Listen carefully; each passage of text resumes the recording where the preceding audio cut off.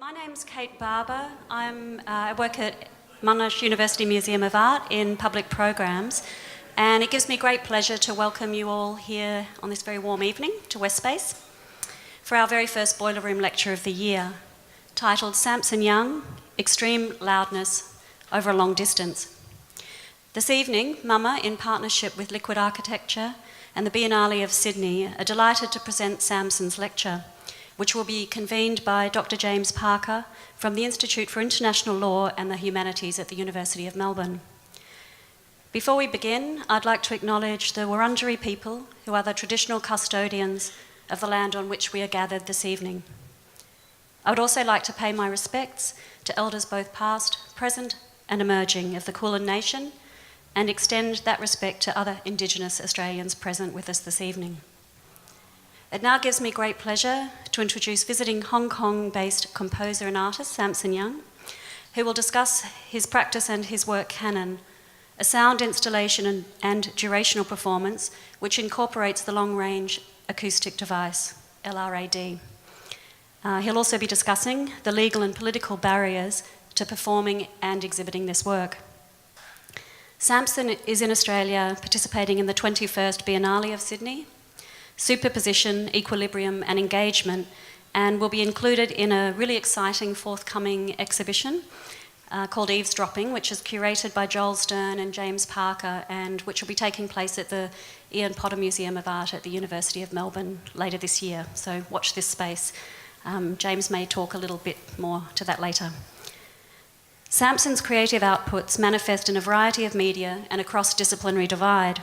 He holds a PhD in music composition from Princeton University and has held multiple solo exhibitions worldwide, including the Kunsthalle Düsseldorf, Goethe Institute Hong Kong, and Hiroshima City Museum of Contemporary Art Japan. Samson was the recipient of the inaugural BMW Art Journey Award at Art Basel Hong Kong in 2015 and represented Hong Kong at the 57th Venice Biennale in 2017. So thank you, Samson, for joining us this evening. I'd now like to introduce James Parker, who'll be convening this evening's talk for us. Dr. James Parker directs a research program on law, sound and the international at the Institute for International Law and Humanities at the University of Melbourne. His research focuses on the relations between law and sound, with a particular emphasis on international criminal law and the law of war. His book, Acoustic Jurisprudence, Listening to the Trial of Simon Bakindi, explored the trial of Bakindi, who was accused by the International Criminal Tribunal of Rwanda of inciting genocide with his songs. Parker's most recent project, The Jurisprudence of Sonic Warfare, explores the weaponization of sound, and he has written previously about the Long Range Acoustic Device. So Samson will be discussing his work first and introduce Canon, followed by a convened conversation with James, and then we'll open up to the audience for questions. Finally, I'd like to take this opportunity to thank Liquid Architecture, and in particular Joel Stern, for partnering with us to bring Samson to Melbourne while he's in Australia. It's a great opportunity for both of us to work together to present such an acclaimed artist here in Melbourne. Thank you, Kate. Thank you, James, and everyone at Liquid Architecture for having me. Very happy to be having a conversation with James about this very specific work, Canon. So I guess maybe I should start talking about sort of why, like how we started the whole discussion like surrounding this work in the first place. So there was very early on in the discussion with the Sydney Biennale to show this specific work that involves the Long Range Acoustic Device. And I think in parallel to that conversation, Joel and James and I were talking about sort of working with Liquid Architecture, and through that conversation they heard about me not being able to bring Canon to Australia due to various complications. sort of associated with importing and operating that device. And then through Joe, I also learned that James is kind of an expert in LRAD and the legality involved in sort of in the use of the device. So it's actually very educational for me to have this conversation. That's actually what I'm trying to get at. So thank you, James. So so I just want to have a show of hand. How many people know what an LRAD is? Quite a few people in the crowd. So maybe I'll just do a very quick sort of introduction to, or maybe James could, maybe when we have that conversation. You're kind of more of the expert. So LRAD is short for Long Range Acoustic Device. It's a very loud speaker that is able to project sound at a very high volume over a long distance in a way that is a little more focused than usual. So the device has been used previously as a kind of deterrent for protesters, to disperse protesters. It's also used in maritime operation as a deterrent for pirates, in my understanding. So you can play a very sort of a strong alarm tone through these speakers. To give you an idea, I think the threshold of ping is at 120. James, I'm looking at James again. I'm like, I don't want to get these numbers wrong, but I think the threshold of ping is 126 decibel. But these devices can go up to 150, 160. They claim. So it certainly, if misused, could induce physical damage. So I first read about these devices. I can't remember whether I read about it in Jonathan Goodman's Sonic Warfare first, or whether I saw the internet video of it being used against protesters first. But as soon as I learned about this, I became interested in it, and I just want to go back a little bit to give you to talk about another piece which gives you a little bit of a context of my interest in this whole area. So in about 2014, I started to think about the relationship between sound and warfare. And in that year, I produced a work called The Nocturne. And with this piece, it's a durational performance where I collected, so on this TV screen, I'm showing collected footages of night bombing that I collected from YouTube. And then I'm sitting in front of a live Foley stage with various musical instruments and percussion instruments, as well as sort of household objects. And then with these household objects and musical instruments, I recreate the sound of night bombing, and this is done as a durational performance. So for as long as the gallery is open, I'm there doing the sound.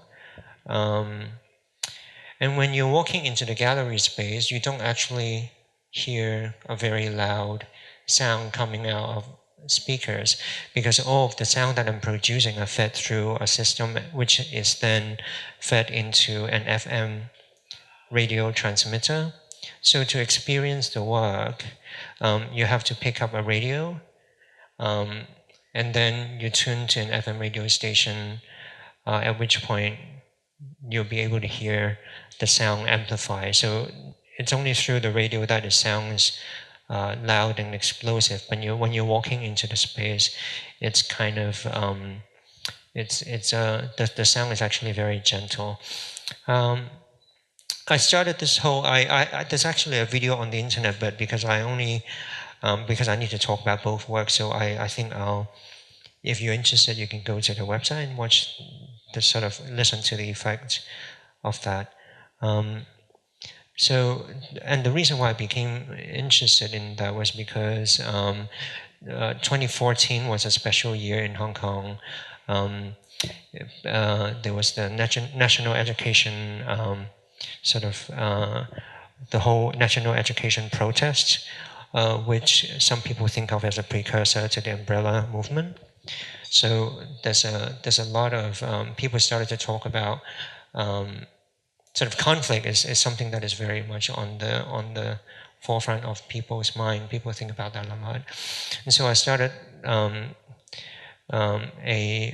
a project, like a kind of a really wide, not focused research project on the relationship between sound and warfare. So as a part of that whole nocturne performance, I produced an exhibition called Pastoral Music,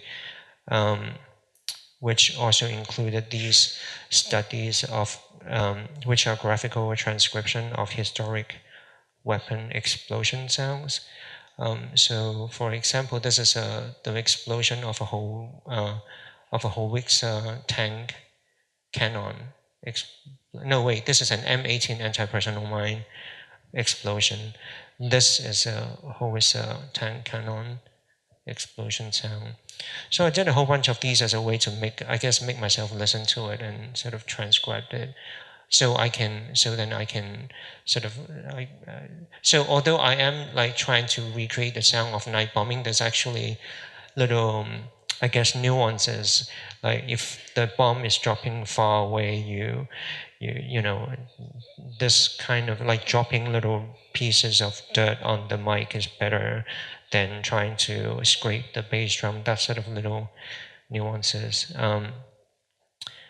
And there's also some graphical notation of military strategy. So I started looking at classical military strategies and thinking about sort of using musical notation as a like secret language to describe military strategy. So this is the graphical score. It's a little hard to see, but this is a graphical score of a pretend withdrawal.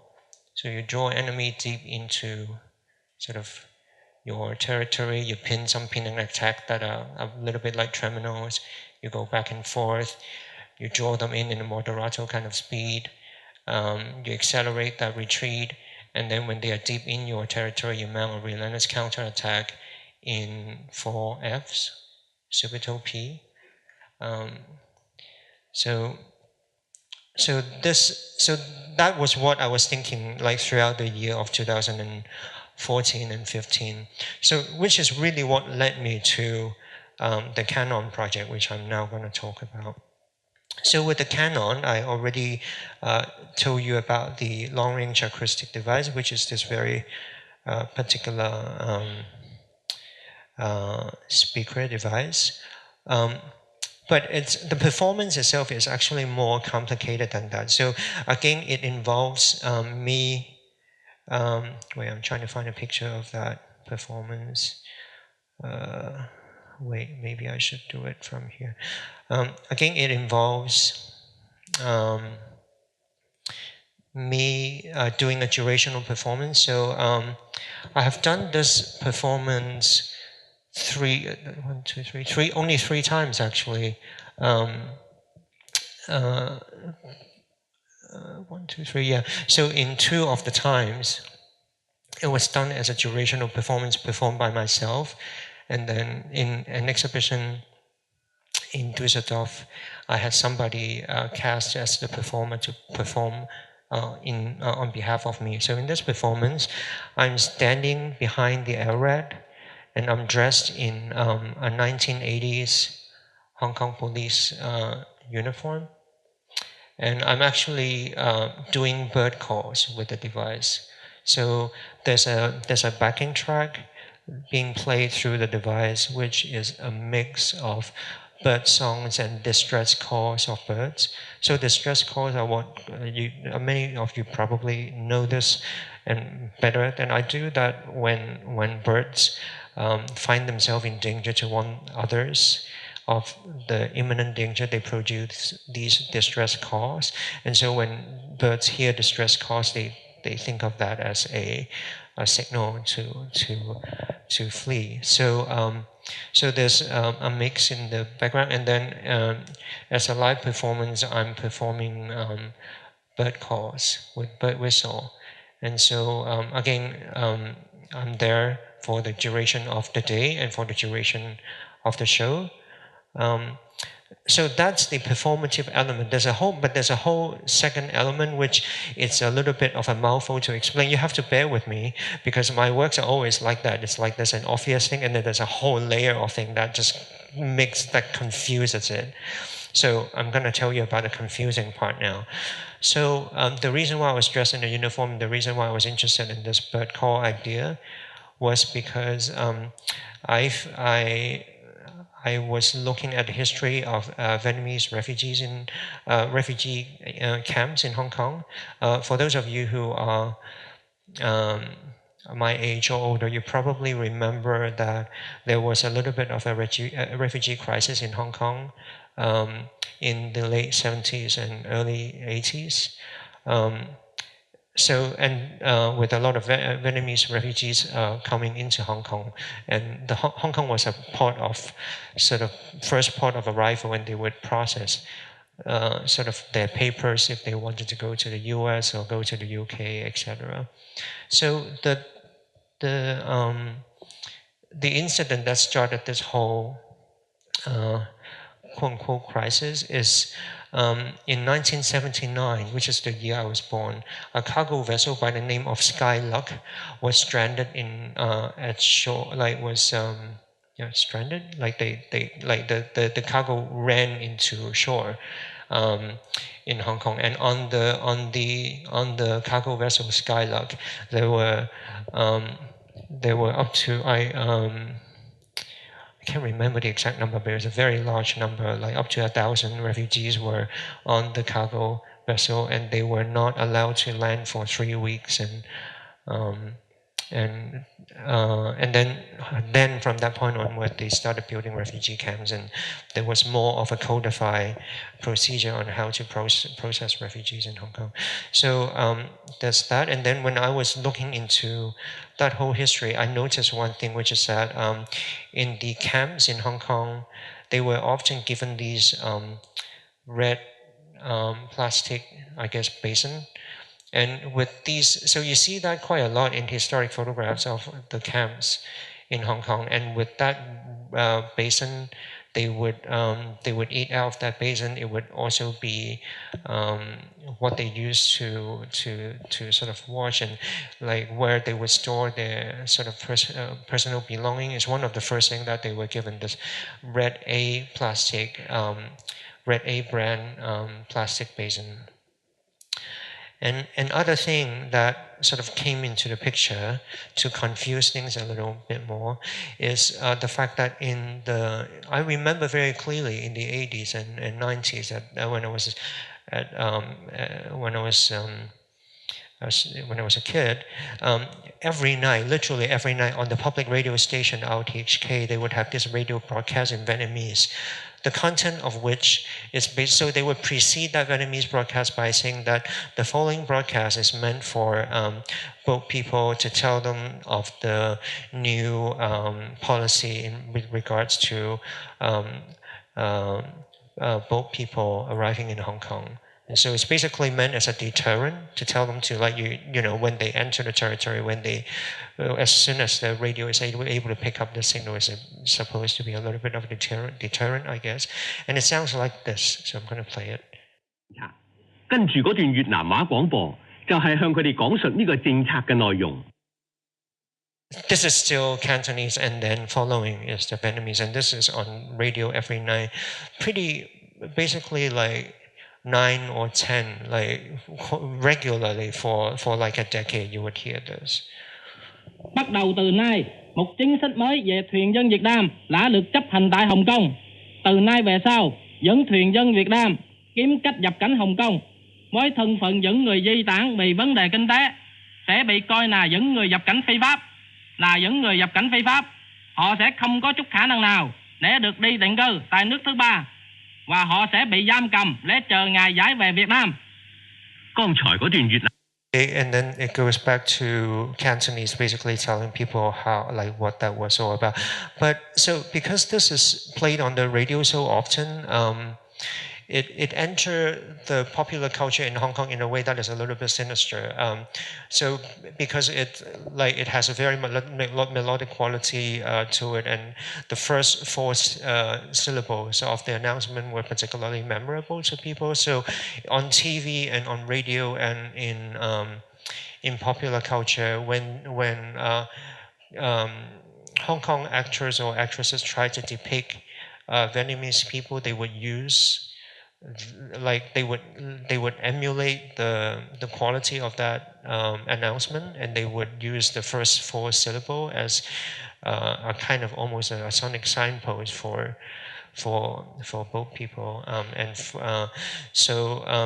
I thought the idea of using somebody else's language and this whole sort of recording and it has an interesting angular quality about it, which I actually find quite melodic. Using that as a deterrent, like using somebody else's language as a deterrent for someone, it's for me, it's something that I think about. And then it came full circle. I'm so sorry that this is so long, but it came full circle when later I found out that the LRAD is used a lot in private properties to drive away birds. So they use it in airports, and they use it also in nuclear plants, because those are two places where you don't want pest birds, I guess. So they use either the LRAD or LRAD-like technology, and they sweep the field with it by playing back bird calls and as a deterrent. So for me, all of those things came full circle, and that's how the Canon work is made. So with this piece, I am in one end of the space doing my performance in uniform, and then on the other end of the space where people are supposed to listen, I build out this environment where you see plastic water basin. It's a 3D scan of the kind of basin that they used to use, and then I color penciled it in so like it looks like that color, except that when you look closer, it's hand drawn, and then there's a drawing on the wall, which is a sort of graphical transcription of pet bird songs. So this is the graphical transcription of a blackbird song. And then there's a bench that people sit on, and there's a detail that people would miss, which is it's like a park bench, but with skylark sort of stamped on the side of the bench. And then there's something that I really cannot show ever when I'm doing a presentation, which is that on the wall, there's a very small line of text that says good night and good luck. And then behind that wall is a wall transducer that gives you the sound of somebody knocking, just like that, but it's coming through behind the wall because it's using a wall transducer. So then when you are in the second listening space, I'm there on the scissor lift, and then I'm sort of up there performing. But there are also versions where the distance between me and the audience is a lot closer, like in this version in Germany. I'm still trying to figure this device out because it doesn't work exactly the way it claims to, and I could never figure out whether it's just because I don't know how to use it, quote unquote, properly, or that it's like James was hinting at earlier today when we were having that a conversation about the device. Maybe the LRAD Corporation is sort of exaggerating its functionality to sell more of these units. But in different parts of the world, I guess there are different. Should I now talk about like how I got those devices, or should we do it as a conversation, or what do you? Okay, so maybe I'll talk about. So I'll tell you how I got the first device first. So when I did this piece first in 2000, when was it? When first 2016, I just basically Googled the device, and the LRAD Corporation has a distributor in Beijing. So I called them up and told them sort of, oh, we want it for an art event, and they were very suspicious. They keep telling us that we couldn't afford it, which I guess is true, and that they, even if we had money, they wouldn't sell it to us. But they were still willing to test the unit for us, so we could hear the unit in person in Beijing. So I did go to Beijing, and I heard the unit playing back birdsong, because I was quite determined that I wanted this unit to play birdsong and nothing else. So they played back birdsong for me. I verified that at least outdoor it really goes very long distance and quite focused. So after that, they kind of dropped the ball in terms of communication. And the first iteration of this exhibition happened in Switzerland, and so my gallery in Germany contacted the German distributor of the device and told them that, an artist wanted to use this, and they are like, yeah, sure. And it was kind of really easy. So they were able to procure a unit. And so ever since that, so that was the first time. And then the second time it was done in Germany, so it was only trucked around. So I didn't really run into the problem of having to import or export it. And then when Sydney Biennale, when Mami, the curator, and I started talking about what to show, they originally wanted to show a new version of this piece with multiple LRAD in Cockatoo Island, and I told them that we needed to test the effect on site, and we could either try to find a local rental company or borrow it from somewhere, the police force or what. I thought maybe because they're more of an official organization, maybe they could do that. Either that or we have to import my unit from Germany into the country.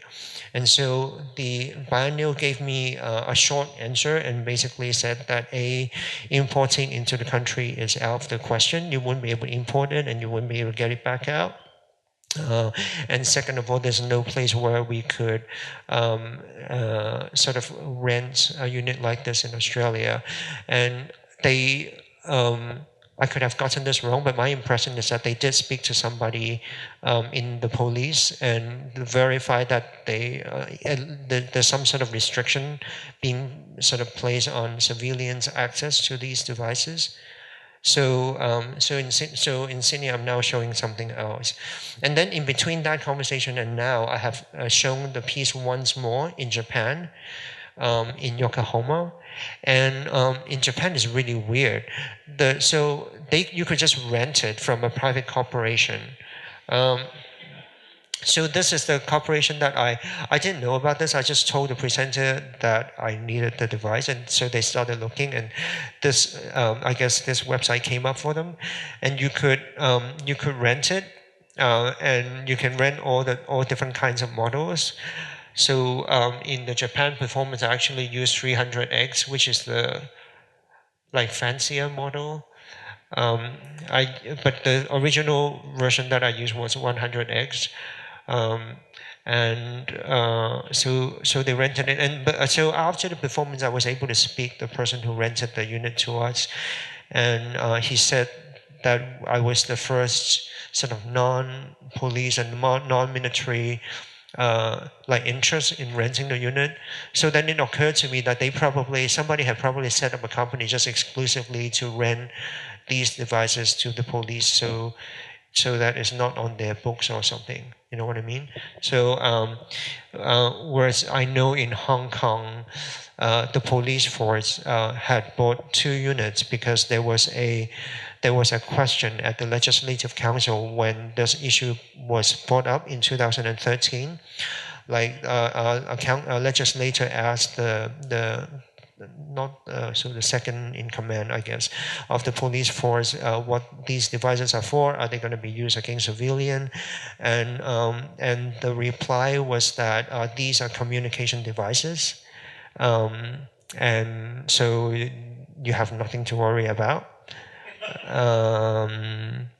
And yeah, so that's my history with this piece, I guess. And then James, you want to come in now? And yeah.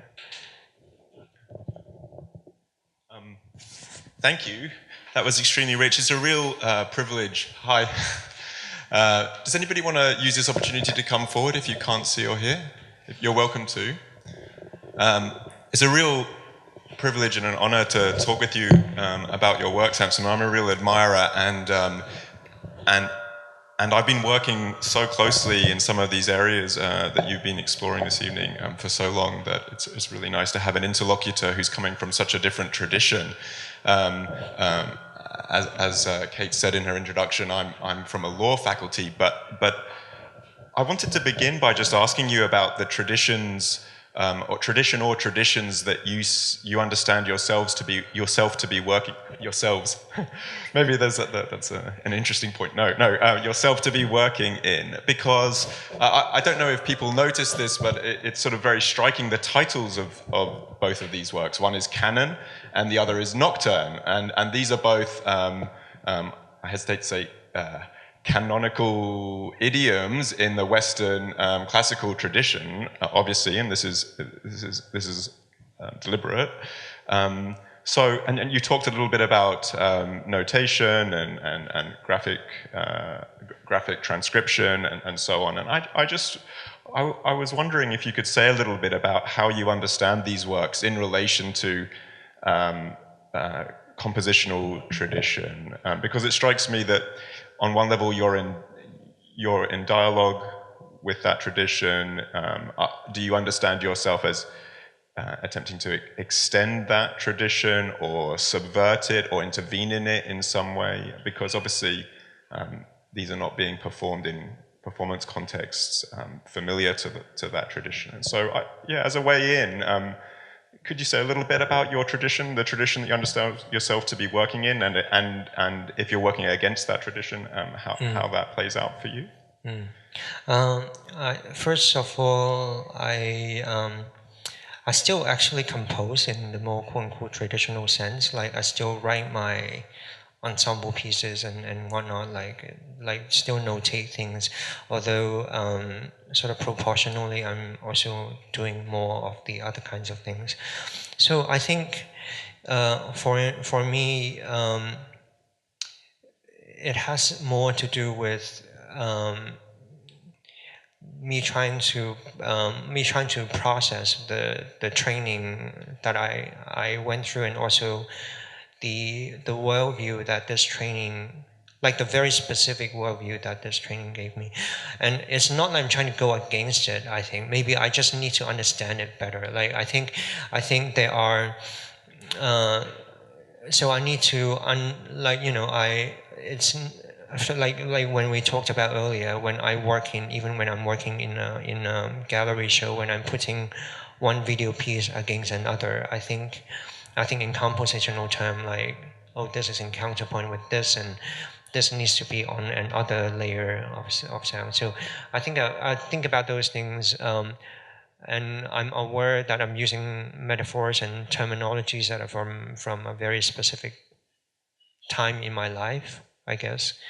But I'm sure visual artists do the same. Like, I'm sure I don't want to sort of first of all, I don't want to divide things as though we over romanticize the hearing, because I hear and see in the same body. But what I mean is, people who went through a different kind of training, I'm sure they do the same thing, except they might use different metaphors. So I think one can underline that difference. But I also am aware of the fact that I need to understand what that does to me better, and the honest answer is that that is kind of my lifelong project, isn't it? Like, I'm trying to understand that, and every piece is trying to understand that. Some are more overt in that agenda. Like there's a series of drawings called To Venom, where I literally vandalize my own scores from before, from like a decade ago, and sort of draw over it and put quotes on it. And then there are other pieces that are looking at this or looking at that training and that tradition more, giving it a sideway nod. So these two pieces gives it more of a sideway nod. It's less of an overt response like some other pieces. Thinking for myself about what it is, even if you're not engaging critically in the sort of negative or sense with the tradition of classical composition, what is it precisely that makes Canon or Nocturne feel somehow different from that tradition if it was in dialogue with it?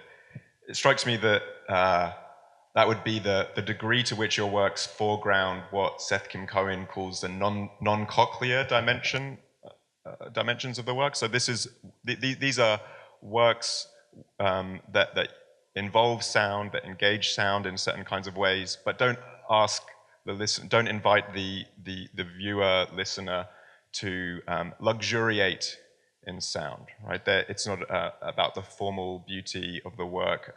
These are works that are engage the mind and the imagination and a political sensibility.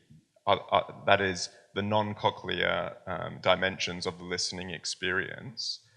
And these two works are really obviously engaging that non-Cochlea dimension in a political, these are works that engage real violence in the world, wartime violence that's certainly not uniformly distributed, shall we say, and police violence, which again, there's a real that power is not equally distributed here. So you're bringing violence into a gallery space in a certain kind of way. Is that, and it seemed when you were talking about this, your origin story in relation to these works, that that's something that motivates you to some extent. That's what piqued your interest. Do you have any intuitions about what you think these works might be doing politically? I don't mean to say what's the point in 3 clear bullets, please, but what kind of invitation to listen to the world differently do these works produce for you, or what were your intentions in this respect, but maybe what do you think have been the effects, maybe if the works in their final output took you by surprise to some extent? The way I work usually is that I have no clarity, literally, in terms of trying to what my opinion is about an issue, and that's actually what usually prompts me to do a work. So with Nocturne specifically, it started with the sentiment that okay, we are now talking about so much about sort of conflict and sort of in Hong Kong, especially in 2014, people started talking about armed resistance. I mean, there's a lot of that sort of discussion that is sort of a little bit spinning out of control. And I wanted to sort of think but I think about, okay, what that is. If you think about a place like Australia or a place like Europe, there's a very long tradition of being very connected to the history of conflict through family history and through experiencing these things and through rituals that mark occasion of remembrance. But I can probably not think of a place that is further very isolated from the reality of conflict like Hong Kong. And certainly in terms of the teaching of the history of the Second World War is very much missing in the curriculum in Hong Kong, because in colonial time there's no incentive to teach that history, and then now after the handover it becomes politically incorrect to teach history, or becomes very complicated to want to talk about that history. So what are people really doing when they are advocating these forms of sort of, are we talking too easily? So I was thinking about these things, but then I needed to be non-specific in the way I deal with this, I guess, in the way I process this. So I started to think about sort of romanticization of places of danger. So that's why the show is called Pastoral Music, because I was thinking about in 19th century, when like after urbanization, nature are these places that we start to romanticize about as being sort of both beautiful and sublime and sort of dangerous all at once, and then have these places become the new places that we romanticize about. So I am aware of the fact that there is a very disturbing sort of like romanticization that is going on in the piece while I'm doing it.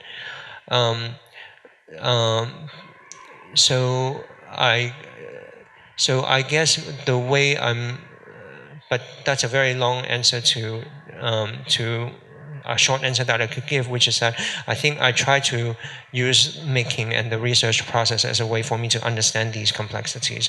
And then when I emerge from the process, it might or might not sway.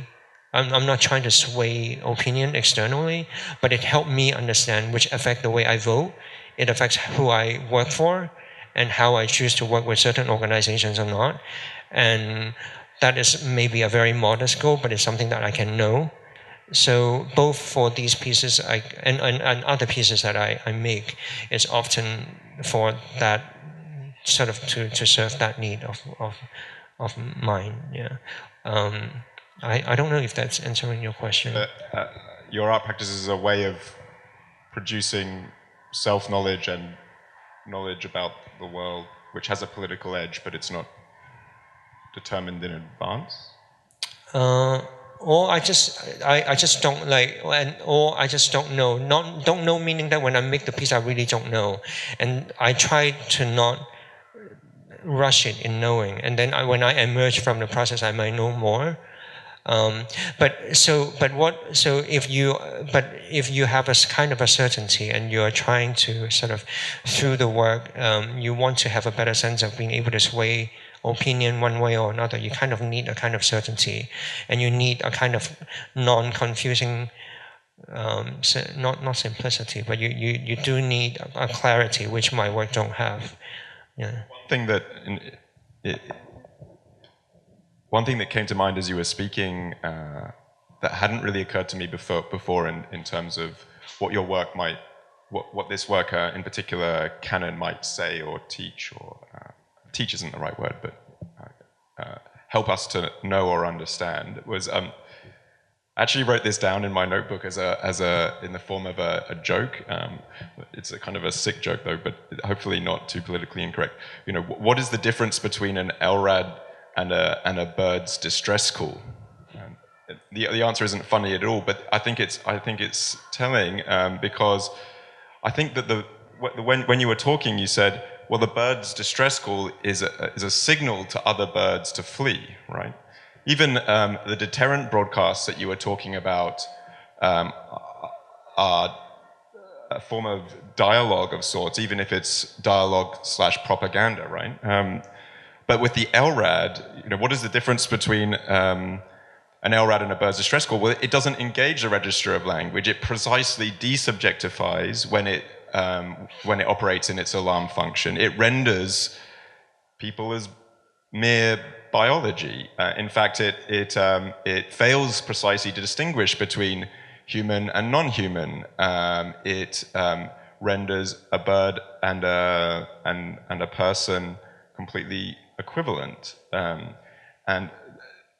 that's a really important political insight, I think, if we're thinking about the violence of something like an LRAD, because it seems to me, at least in my own thinking, that the discourse on the LRAD has been caught up a little bit in the potential physical damage that the LRAD can do, the kind of the ear-splittingness, the literal ear-splittingness. There have been a number of cases involving, most recently, the Black Lives Matter protests after the police killing of Eric Garner, where people have said, said that the LRAD caused hearing damage. And the problem with that, although it's a great point and maybe is able to produce real change of a certain kind, is that the response is always only ever going to be to limit the LRAD's use so that it fails, it no longer causes hearing damage. It falls just short of hearing damage. So the idea is that the LRAD will be okay politically to the extent that it fails to cause hearing damage. But in that activity, which is partly a legal activity, we will have nevertheless allowed the state to expand its arsenal of power, of weapons, to include sonic dominance, a kind of sonic dominance that overwhelms the body, that is disinterested in subjectivity, that's precisely not giving a signal to flee, but is literally forcing a person to flee.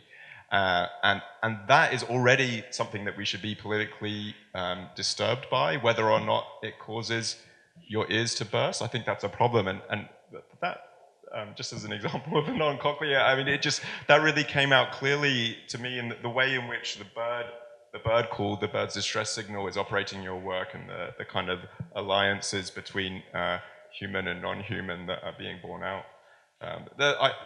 I've taken hold of the mic. I should hand the question back to you. One of the things that really struck me in what you were saying was the kind of unique, I hesitate to say privileged status, but a really an interesting and divergent status of the artist in all of these different places that you're talking about, in terms of accessing what's effectively military or police technologies, right? So there was one point where you said, you know, that I can't remember which country it was, they wouldn't give this to a civilian, but they'd give it to an artist. So the artist is some kind of non-civilian that is also not a policeman or a warrior. So what's your experience been like? Can you say a little bit more about this kind of odd position of being somebody who, by virtue of being an artist, is able to access a weapon, or something that a device, let's say, that its makers want not to be understood as a weapon, but which we kind of know is nevertheless a weapon.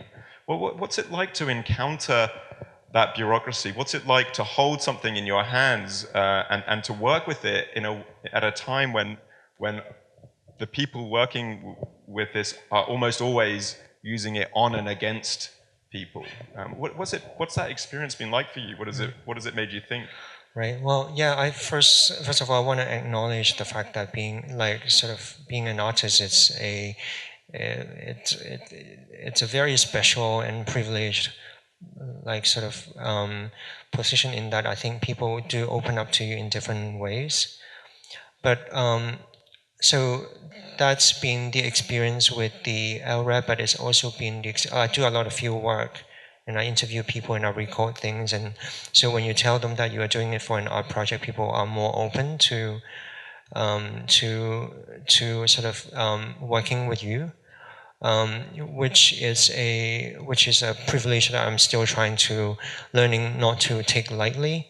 But also, I think on the flip side, it is true that artists are more curious about these things. So these are things that otherwise people would not try to make something of, or subvert, or try to reappropriate for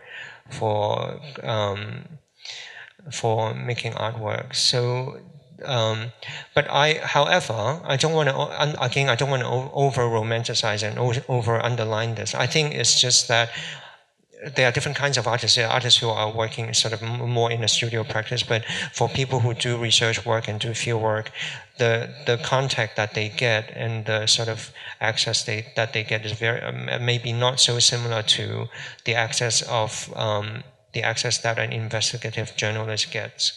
So people open up to you because they trust that you're interested in the conversation, and that you are not of sinister intent, and you are trying to make something of it, and you be open to them about what you're trying to make. And specifically in relation to the LRAD, you know, what is it like to encounter this object? I mean, I mean, everything from the Biennale, like, I think my first impulse would have been to turn on the alarm, the deterrent function, and check it out, because, as I say, you know, some of the companies' hype is clearly exorbitant, and it'd be interesting to sort of test it. I mean, basically, there's two forms of video that circulate on YouTube in relation to the LRAD.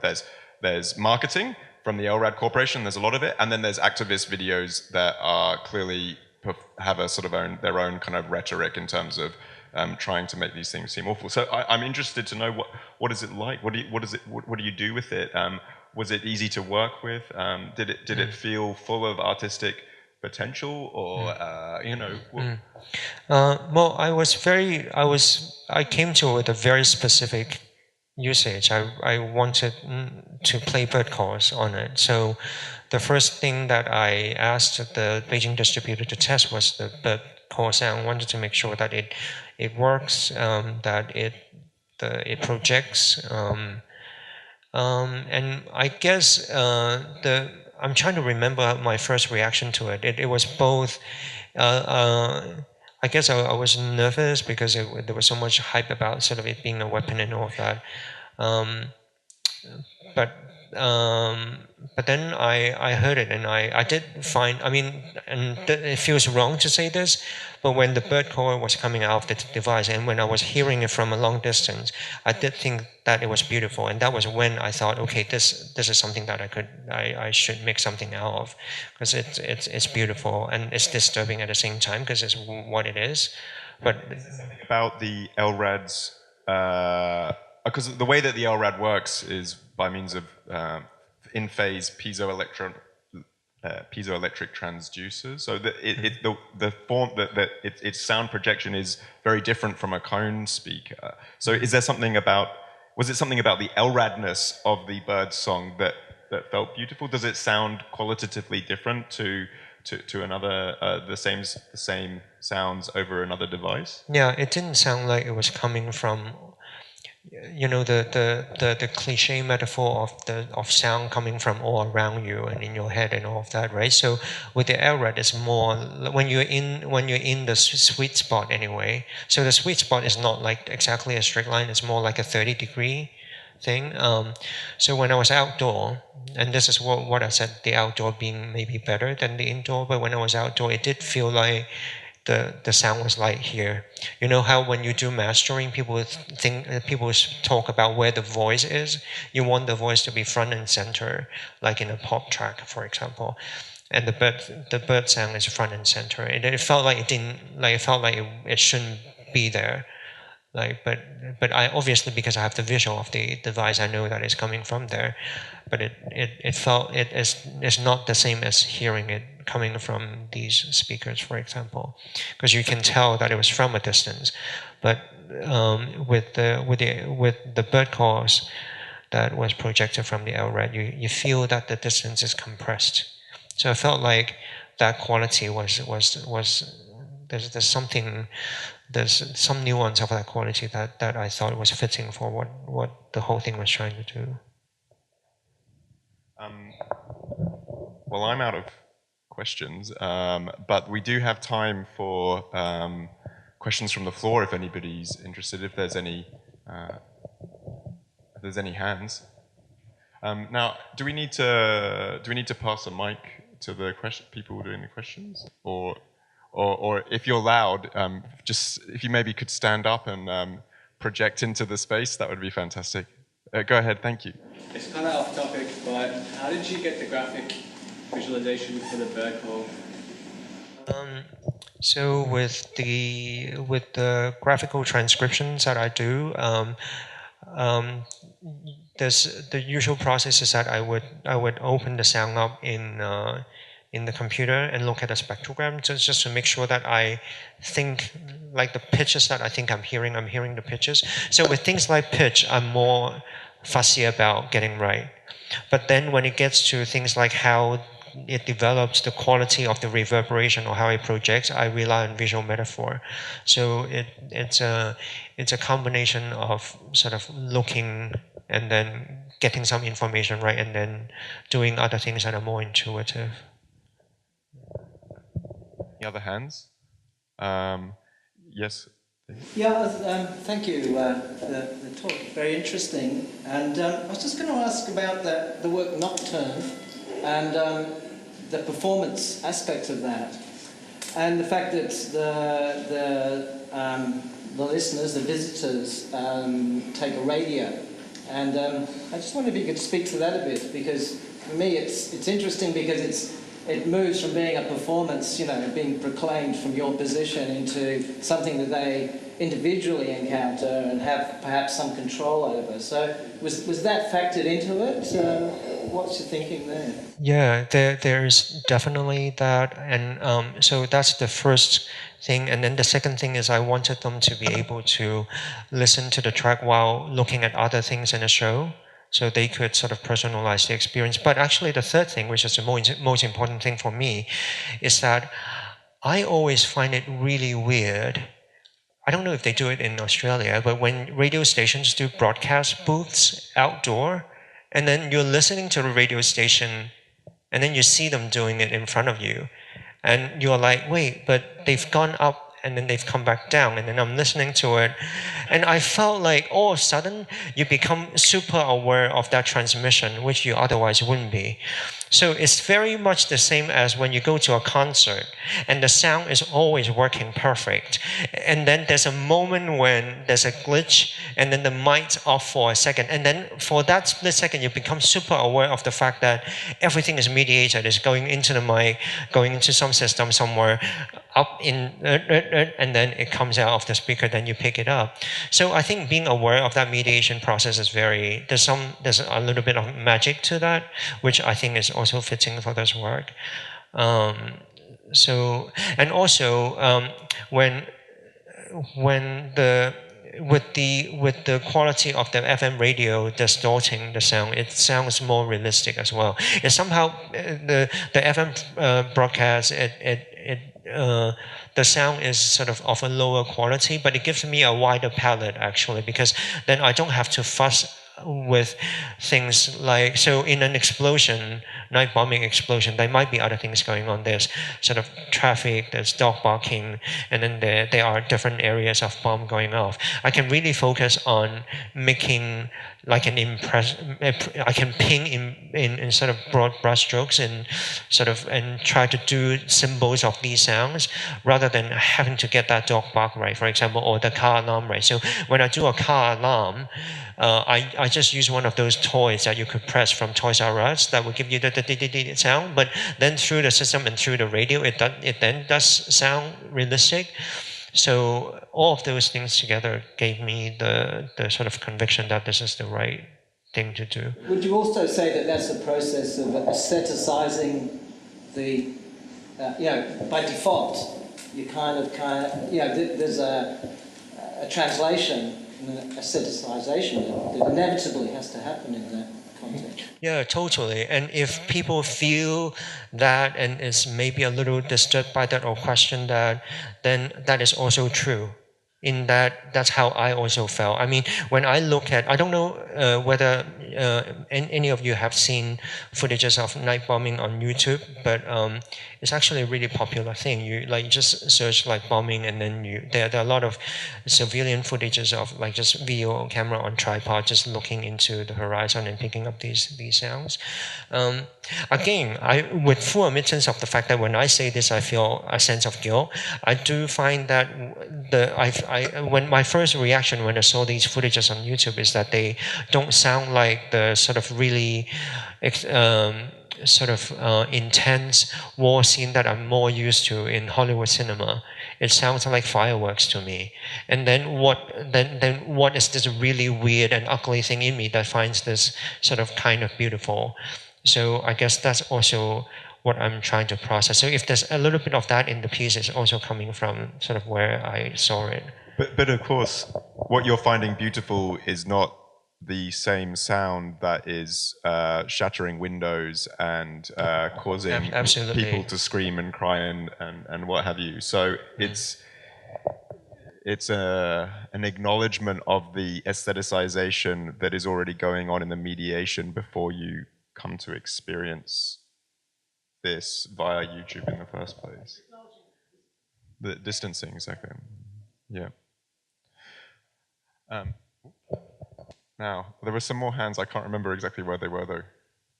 Yes, go ahead. You have to speak loudly, though. Okay, you might not like the sound of this, but just following on from your comment earlier about the access that's made available to artists with regard to military technology, there seems to be like many examples of that. Whether or not, or to what extent, artists may unwittingly be part of like a curated form of dissent that is actually part of the mechanism of the state. I don't know, I mean, that's maybe, I don't like the sound of that either, but you know, what's the question or a comment? Would you like to respond, Samson? Yeah, I guess I do think about this, and so. But sometimes when I think about this, and then what comes out is not like not an obvious conclusion. Like so, for example. So after the piece has been made, I continue to think about the effect that it has on me and other people. So, like remember earlier we talked about Nocturne and so and Canon and how usually it's me performing it, and then but in Germany we had somebody stand in for me, and then we developed this whole protocol of how that is done. Actually, after performing it in Japan again, I decided that. Like in the future, at no point should anybody stand in for me. Like I should always do this piece myself, and so I don't.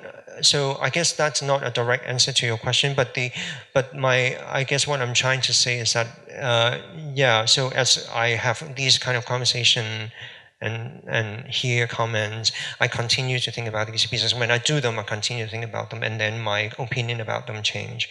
There are also pieces I've made before that I've taken off my rep, so I no longer do them, and it's not like I don't sort of provide access to them. So it's a constant and evolving process that I am aware of. Yeah. Kind of a taking of responsibility for that work. To say if there's a kind of complicity or something here, that's me taking that on, and I'm not willing to push it onto somebody else, even if they're well paid or whatever it is. Right, yeah. I'm conscious that it's International Women's Day, and we have only had questions from men so far. Is there anybody else in the room who... I'm also not going to force anybody to speak. Yes, go ahead, Kate. Yeah. Thank you, Samson. Thank you, James. I wanted two questions. Could you tell of any, have there been any instances of the LRAD being used in Australia, either for crowd dispersal or, well, any instances? And also, can you speak to your work at Cockatoo Island in the Biennale, which opens next week, and I'm sure people would be interested to hear what you come up with there. Right. So, yeah, me and James was talking about this earlier. I swear I saw a picture of the LRAD on some sort of police vehicle in the Sydney Morning Herald, which is a picture that I actually used for the booklet for Canon. But I don't know the specific of that instance. Maybe it's a discussion and an illustration rather than like a news reportage of its usage. I also don't know of any usages in Australia, even if they have been taken out to protest. What I do know, I did some work with the ABC a few years ago on this, and we found that more than half of Australian police forces acknowledged having an LRAD, at least one LRAD. So that's Victoria, Western Australia, South Australia, Queensland, and the Australian Federal Police. New South Wales and the Northern Territory wouldn't comment, so we don't know whether or not they have them. But I don't know of any police forces that have used them. Some of the ones we spoke to said, not only are we not willing to share any guidelines we may have for their use, we're not even willing to tell you if we have guidelines for their use. And some said, were surprisingly kind of blasé about it. They said, I can't remember which police force it was. It said something like, "Oh, look, well, we only use them in hostage situations. We'd only ever use them in hostage situations, so sort of don't worry about it." And I was like, okay, can you assure us of that? But anyway, so they're here. Whether that's just a function of brilliant marketing from the LRAD Corporation and nobody can actually think of time and occasion to use them is a different question. But perhaps, Samson, you'd like to respond to the second question too. Yeah, oh, and just very quickly a follow-up comment. So there was also a lot of activists were aware of the police ownership of the LRAD in Hong Kong around the time of the umbrella movement. And I think the really interesting effect of the LRAD is, although it's never been brought out during the umbrella movement, but people were very scared of it.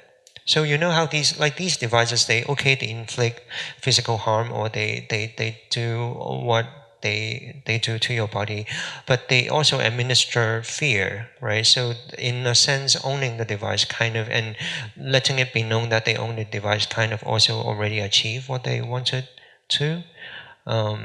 So I find that to be interesting. And your second question is what I'm doing for Sydney now that I cannot do this. I am actually making a piece from my Muted Situation series. It's a new piece.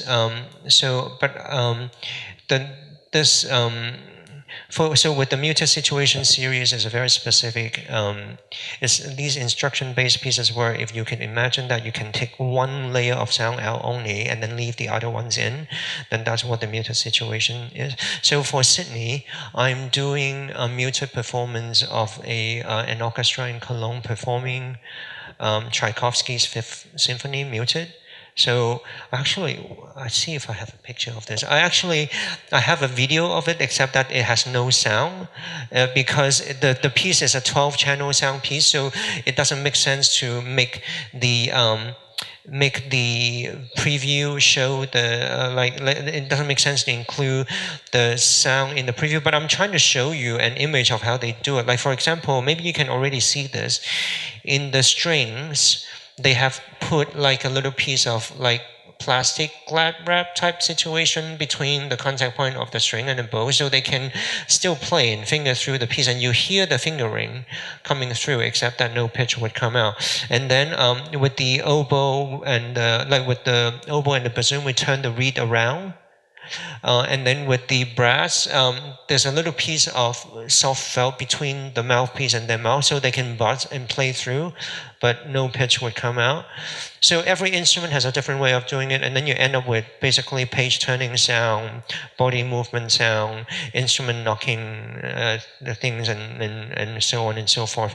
So I don't have that piece to play to you, but I have another similar piece where I did that with the chorus singing We Are the World, which we could show you because it's very short. So I'll just maybe play you like a minute or two of it. So this is not what I'm doing in Sydney, but it's from the same series. And this was in fact our plan B if we couldn't get the budget to record the orchestra, but we were able to at the end.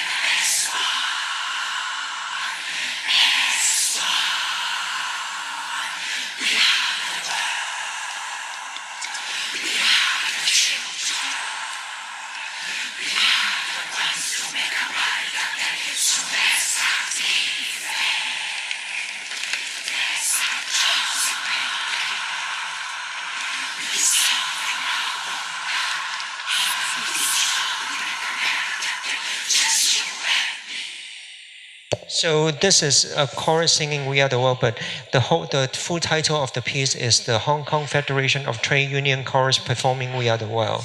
So it's a very specific, so with most of the Muted Situation, it doesn't matter really who performed it, but with this Muted Situation number 21, it has to be this chorus performing the song for the piece to work.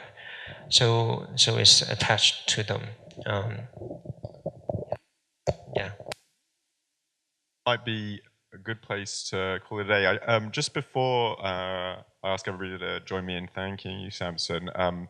I should say that we're hoping to get Samson back in Melbourne before the end of the year. This is partly, this is through a project I'm doing with Joel Stern with Liquid Architecture and also with the Imported Museum of Art called Eavesdropping. We're hoping to get Samson back to possibly display some of the muted situations, but certainly if we can to perform Nocturne for at least a few days in Melbourne. So if any of this has piqued your interest and you'd like to see a performance, hopefully that's going to be happening possibly around October, but we'll be locking that in soon and announcing more details in relation to that shortly. So with that, yeah, please join me in thanking Samson and thanking all our hosts and organizers for putting this on tonight. Thank you very much.